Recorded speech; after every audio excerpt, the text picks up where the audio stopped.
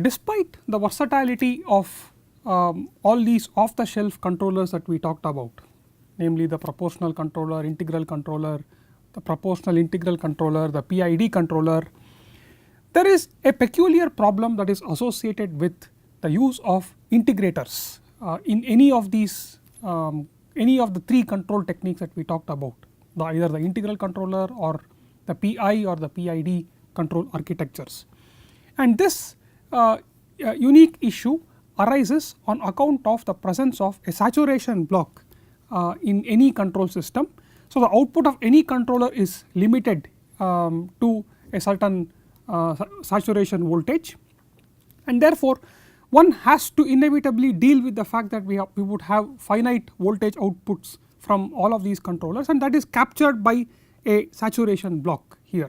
So, the saturation block has an input output relationship that is linear, or that is a straight line, with the input being equal to the output in this linear region, but then beyond a certain magnitude of the input the response of the output of the block will not change, it will stay put at a particular value. So, we assume a symmetric saturation block to be cascaded with our controller. In this case, I have considered purely an integral controller, although the issue that we would be discussing associated with the integrator is also present in other control architectures that include the integrator as part of their structure. So, in order to understand the special issue associated with integral controllers in the presence of saturation, let us take an example where initially our control system is tracking a reference, let us say a steady reference or even a reference R of t being equal to close to 0, and we have already reached steady state. Therefore, our initial R of t, let us say, was close to 0 or some steady value, it need not be exactly 0, and corresponding to this, since we have an integrator, we get 0 steady state error to constant references. Therefore, our error signal will also be 0. Now, let us assume that at time t equal to 0 there is a sudden change in reference. So, the reference suddenly changes from 0 to 1, and this represents, let us say, a fairly large change in reference. So, once again I want to make this point that initially R of t need not be 0, it can be some constant reference, and there is a sudden change in the set point that happens at time t equal to 0. And in this example I have assumed that this change in magnitude is 1 unit. So, because there is a sudden change in reference, our error E of t, which is equal to R of t minus x of t, will also suddenly increase, it will instantaneously go from 0 to 1 at time t equal to 0. Now, in response to this fairly large change in error, which is the input to the integrator block, we see that the output of the integrator block also changes rather quickly. So, that results in a corresponding increased input to the plant, and the plant also correspondingly responds to this increased input. So, what I have plotted at the bottom is the input to the plant, and the input to the plant is initially, let us assume it was equal to 0, then it starts to rise. So, because we have this non-zero error, that error gets integrated and that results in a certain output. Now, we have labeled the input to the saturation block as U and the output of the saturation block as UP, because UP is the one that is eventually going to be fed to the plant. Now, as long as UP is less in magnitude than the saturation value, then our U and UP signals are both going to be identical. It is only when U becomes equal to the saturation voltage will there be no further change in voltage, and UP will stay put at a fixed value, namely the saturation voltage of that control electronics. So, initially let us assume we are not in that saturation regime, but in the linear regime of the saturation block, and that results in an increase in the output of the saturation block, and this increased output correspondingly changes the output of the plant itself. The plant output also starts to increase.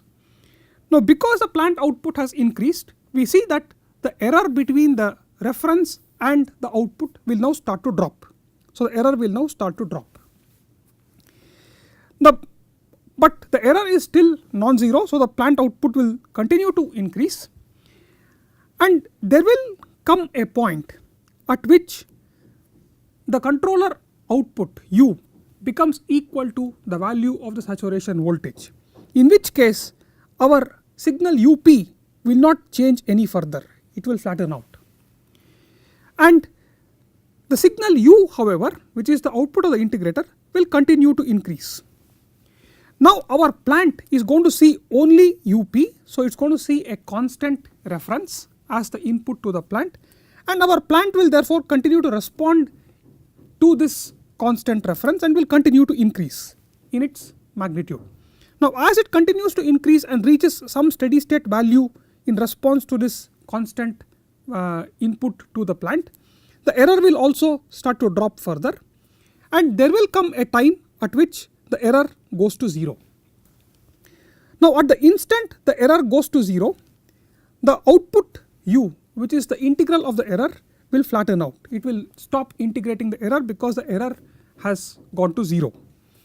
Now in principle we expect the control system to stop its control action at this instant of time. I shall call it T1, because it is at this instant of time that the error has actually come to 0, and therefore we need not any longer change the output of the plant. However, the tragedy is that at the time T1 the input to the plant is a constant and does not change in response to the output. Because the output of the saturation block stays put at UP, the error will not stop at E equal to 0 at the time T1, because the input to the plant still stays put at its saturation value, which is a constant, and that causes the plant's output to continue to increase in response to this steady input, and that causes the error to continue to drop. And when the error continues to drop, the integral of error will also start to reduce in magnitude. So the signal U will start to reduce in magnitude, but still the output of the saturation block is going to stay put at a constant value, because the value of U is still greater than the saturation value. This will continue until a time when the signal U becomes less in magnitude compared to saturation, and at this instant we are within the linear regime of the saturation block, and therefore our feedback control kicks in. So once our feedback control kicks in, we would have the error come to 0 according to the time constant dictated by the closed loop bandwidth of our control system, and our x of t come back to the value that it was supposed to be at, namely 1, and therefore makes the error equal to 0. So we note that it is at a later time T2 that the error comes to 0 and stays put at 0, and there is this extra time between T1 and T2 that is taken by the control system in order to bring the error to 0. And this phenomenon where this extra time is taken by the control system in order to regulate the output at a particular set point, especially in response to fast changing set point, is called integrator wind up.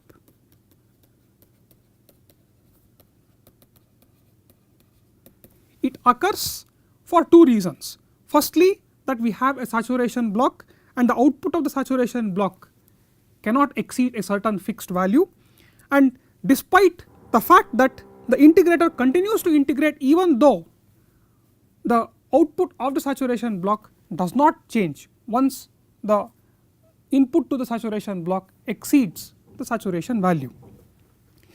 So how do we avoid this problem of integrator wind up?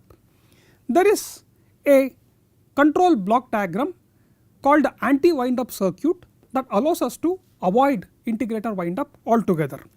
So suppose we focus on just this part alone, the part that is responsible for integrator wind up and therefore is responsible for this extra time that is taken by the control system to bring the error to 0. So I shall draw the saturation block here.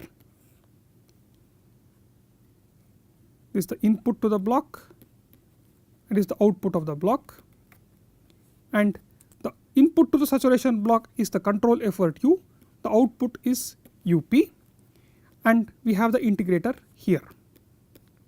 So, in order to make sure that this wind up does not happen, we need to make sure that the moment there is a difference between U and UP. Remember that if we are in the linear region of our saturation block, U and UP will be identical to one another. It is only when the output of the saturation block is at its saturation value is there going to be a difference between U and UP. Therefore, what one can do is to look at the difference between U and UP, and whenever this difference is non-zero, we take an action in order to prevent U from increasing any further. In order to do that, therefore, we first take a look at the difference between U and UP. So, if we look at the difference, namely UP minus U, which is given by this signal here, this is UP minus U, we note that UP minus U is equal to 0 when U is less than or equal to the saturation value of this block, which I shall call as USAT. However, when U exceeds USAT, this signal UP minus U becomes less than 0. So, it becomes negative when U becomes greater than USAT. So, to avoid the integrator from continuing to integrate once the output of the integrator has exceeded the saturation value of the saturation block, what we do is we take the signal and feed it back to the integrator in this particular manner. Now, the moment UP minus U becomes negative, we would have a negative input to the integrator block in addition to whatever input our integrator block already gets in the form of the difference between R of t and X of t. So, in addition to this difference, we add this extra difference, namely UP minus U, and this being negative will minimize the error and will prevent wind up from happening. So, this is called as an anti wind up circuit. So, one can therefore continue to use integrator and reap the benefits of its high gain at low frequencies, and at the same time avoid these issues associated with integrator wind up by incorporating an anti wind up circuit as part of their control implementation. However, one might also wonder if there are ways whereby this wind up can be avoided altogether, and therefore one can avoid the use of anti wind up circuits altogether. To see if this is possible, let us return to the Bode plot of, let us say, a PI controller. A PI controller has a Bode plot that looks something like this. So, the PI controller has a transfer function of the kind k by s times s by alpha plus 1. So, at frequency alpha, so the x axis is log omega, so the frequency will be log alpha, and the y axis is 20 log magnitude of c. We note that at low frequencies the characteristic is that of an integrator. So, the slope will be minus 20 dB per decade, and at the corner frequency omega equal to alpha, there is a change in slope, and beyond omega equal to alpha our PI controller has a constant gain. In this particular example that I have considered, it has 0 gain. Now, as the frequency reduces, we know that the gain of the integrator increases, and indeed at omega equal to 0 the gain of the integrator is infinite. But does one really need infinite gain? Is it really necessary to ensure that tracking errors to constant references or slow varying references is extremely close to 0?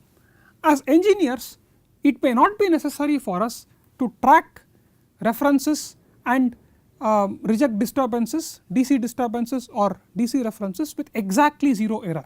It may still be acceptable for us to reject disturbances or track references with very small error, although that error might not be 0.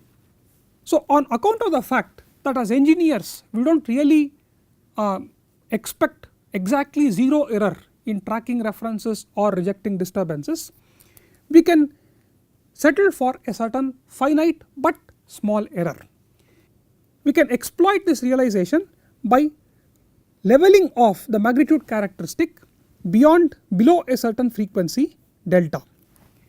Now if you were to write down the transfer function that allows for this kind of a flattening in the magnitude characteristic to happen, it would look something like this.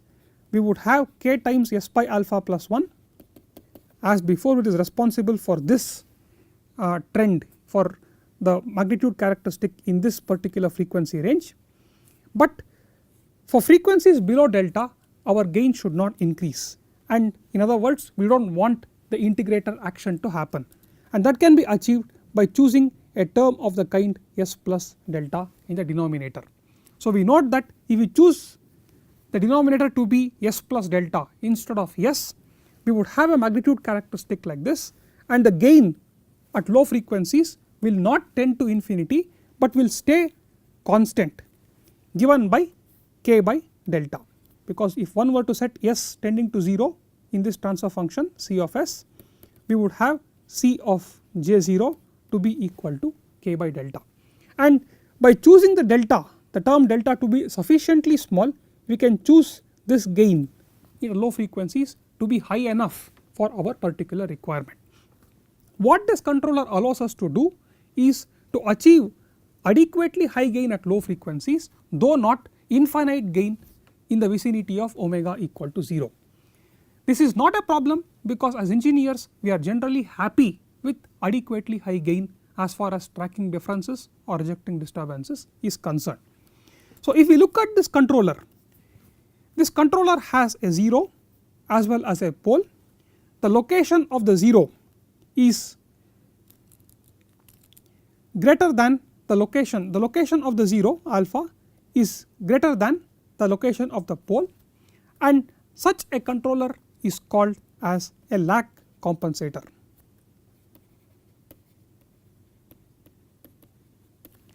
To understand why it is called a lag compensator, one has to look at its phase characteristics. So if one were to draw the phase of C as function of frequency, we note that at very low frequencies we have the phase being dominated by the term s plus delta, and it is going to be close to 0, and as we approach the frequency omega equal to delta, we start to see a phase lag, and the phase lag will continue, and as we start to approach the 0 alpha, as omega tends to alpha, the term s by alpha plus 1 will start to provide positive phase or phase lead, and therefore the phase response will start to improve, and at very high frequencies the phase is going to go back to 0. So therefore between the frequencies delta and alpha, this controller contributes to a net negative phase, and hence this is called as a lag compensator. But the terminology of lag compensation is rather unfortunate because it does not highlight the real purpose of this controller. The real purpose of a lag compensator is to improve the magnitude characteristics in the low frequency range. It is not to in any way modify the phase characteristics of the open loop system. So the name appears to indicate that it does something to the phase characteristics of the plant because it is adding a certain phase lag in a certain frequency range, but its true utility is to add gain in the low frequency range. In other words, it is intended to act as a good replacement for the PI controller, and the reason we want to find a good replacement for the PI controller is because of the issues associated with the integral control action, namely that of integrator wind up.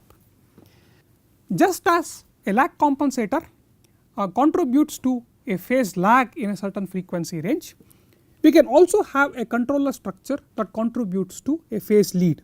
So if we choose to add a 0 of a controller at some frequency beta, then the magnitude characteristics of the term s by beta plus 1 for instance would look something like this.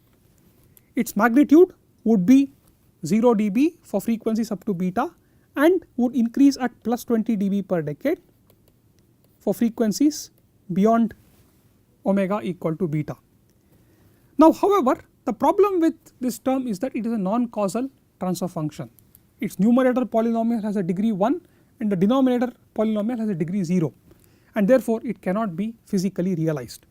To address this issue, we add a pole at a sufficiently large frequency gamma, so that the magnitude characteristics taper off and our transfer function would look like s by beta plus 1 by s by gamma plus 1. If one were to look at the phase characteristics of such a transfer function, so if I were to plot the angle of C versus log omega, we see that at very low frequencies the phase contributed by both these terms is going to be 0, but as one approaches the frequency omega, the phase response will start to increase and it will continue to increase beyond omega, and then as we approach gamma, the term 1 by s by gamma plus 1 will start to provide phase lag, and therefore the net phase of this transfer function will start to reduce, and at very high frequencies you have the phase going back to 0. Therefore there is a certain frequency range between beta and gamma in which this controller adds phase, and hence this controller is called as a lead compensator.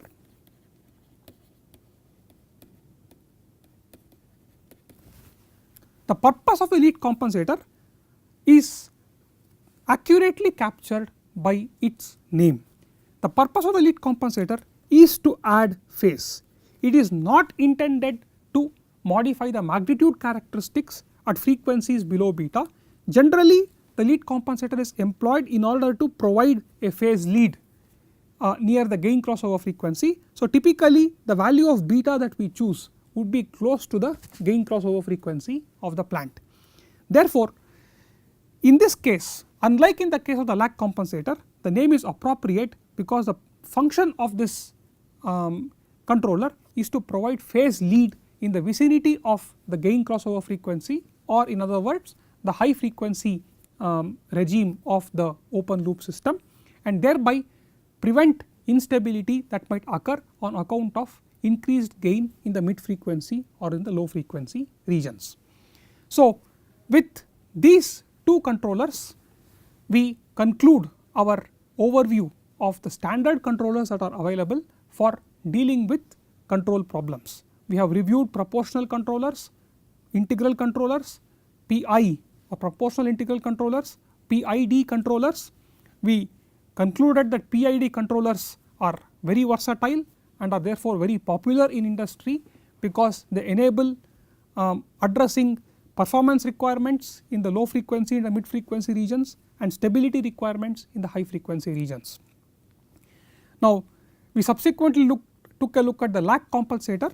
This controller was introduced because the PI controller had an integrator in it, and integrators come with the problem of integrator wind up, which we discussed a couple of slides back, and to avoid the problem of integrator wind up we can either have an anti wind up circuit or modify the controller structure altogether so that its output does not go to infinity as omega tends to 0, and that structure was that of the lag compensator.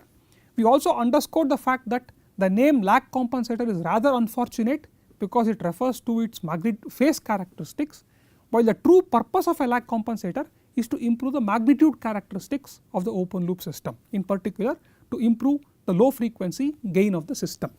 In contrast, the last controller that we introduced was the lead compensator, whose primary purpose was to supply phase lead, and phase lead needs to be supplied primarily near the gain crossover frequency because it is in the vicinity of this frequency that our stability becomes a concern. So if the phase margin is dangerously small, or if the phase lag of the plant has come below minus 180 degrees, then one can employ a lead compensator to improve the phase response and rescue the closed loop system from instability. In the next clip we shall take a numerical example and look at how one can progress through the design considerations and the design steps. Thank you.